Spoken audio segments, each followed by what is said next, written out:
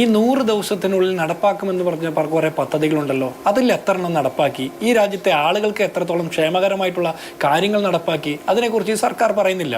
പിന്നെ വഖഫ് ബില്ല് അടക്കമുള്ള കാര്യങ്ങളൊക്കെ നമുക്കറിയാമല്ലോ, അതിൻ്റെ ഒരു ചരിത്രം എന്താണെന്ന്. അത് എന്തുകൊണ്ടാണ് അങ്ങനെ മാറ്റിവെക്കപ്പെടേണ്ടി വന്നത് എന്നൊക്കെ അറിയാം. നേരത്തെ ആയിരുന്നെങ്കിൽ അങ്ങനെ സംഭവിക്കില്ലല്ലോ. അപ്പോൾ ചന്ദ്രബാബു നായിഡുവിൻ്റെയും നിതീഷ് കുമാറിൻ്റെയും വരയിൽ നിൽക്കുന്നുണ്ടോ ഇല്ലേ എന്നുള്ളത് പിന്നീട് നമുക്ക് കുറെ കൂടി വിശദമായിട്ട് ചർച്ച ചെയ്യേണ്ട ഒരു കാര്യമാണ്. ഞാനിവിടെ ചോദിക്കുന്നത്, ഈ തെരഞ്ഞെടുപ്പുകൾ ഇടയ്ക്കിടയ്ക്ക് വേണ്ട എന്ന് പറയുന്ന ശബ്ദം അത് ഏകാധിപതിയുടെയാണ്. അതിന് സംശയമൊന്നും വേണ്ട.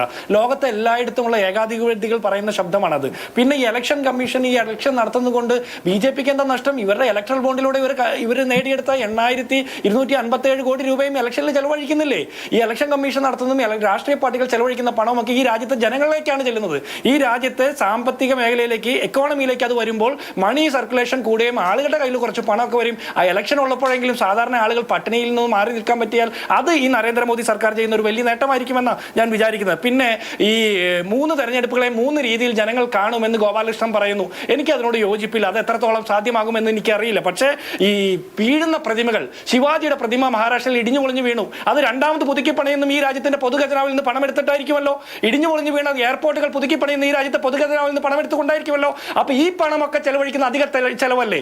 ഈ പണം ചെലവഴിക്കുന്നതിന് നിങ്ങൾക്ക് തടസ്സമില്ലെങ്കിൽ എന്തുകൊണ്ടാണ് ഇവിടുത്തെ ഡെമോക്രാറ്റിക് എക്സസൈസ് നടത്തുന്നതിന് നിങ്ങൾക്ക് ഇത്രത്തോളം വിഷമം? പിന്നെ രാംനാഥ് കോവിന്ദ് കമ്മിറ്റിയുടെ ഇത്ര വിപുലമായിട്ടുള്ള റിപ്പോർട്ട് വന്നിട്ടും നമ്മൾ ഈ ചർച്ചയിൽ ഉന്നയിച്ച സങ്കീർണമായ ചോദ്യങ്ങളെ പോലും അഡ്രസ് ചെയ്യാൻ കഴിയുന്നില്ലെങ്കിൽ പിന്നെ എന്തോന്ന് കോവിന്ദ് കമ്മിറ്റി, എന്തോന്ന് റിപ്പോർട്ട്, എന്ത് വെച്ചിട്ടാ ഇനിയും ഇവർ പഠനം നടത്തുമെന്നാണ് പറയുന്നത്, അല്ലേ? പിന്നെ വികസനത്തിന്റെ വേഗതയെ തടസ്സപ്പെടുത്തുമെന്ന്. ഈ രാജ്യം 1947 മുതൽ മോദി പ്രധാനമന്ത്രിയാകുന്ന 2014 വരെ വികസനവും രാജ്യത്തിന് വളർച്ചയും ഉണ്ടായിട്ടുണ്ട്. മോദി വന്ന ഈ 11 വർഷം കൊണ്ടല്ല ഈ മാറ്റങ്ങളൊക്കെ ഉണ്ടായത്. അപ്പോൾ ഇവിടെ ഇലക്ഷൻ നടന്നിട്ടില്ലേ? വിവിധ ഇലക്ഷനുകൾ നടന്നിട്ടുണ്ട്. ഈ രാജ്യത്തിന്റെ വികസനത്തിന്റെ വേഗതയെ ഒരു രീതിയിലും അത് തടസ്സപ്പെടുത്തിയിട്ടില്ല.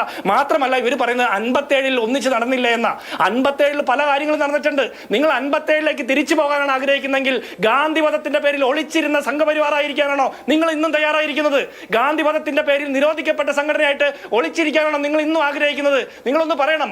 കാലം ഒരുപാട് മുന്നോട്ട് പോയി, രാജ്യം ഒരുപാട് മുന്നോട്ട് പോയി. ജനാധിപത്യത്തിന്റെ ഏറ്റവും മഹത്തായിട്ടുള്ള ഒരു എക്സസൈസ് നടക്കുമ്പോൾ അതിനെ എതിർക്കാൻ വേണ്ടിയിട്ട് ഇത്തരം വികലമായിട്ടുള്ള ബാലിശമായിട്ടുള്ള വാദങ്ങൾ ഉയർത്തരുത് എന്ന് മാത്രമാണ് പറയാനുള്ളത്.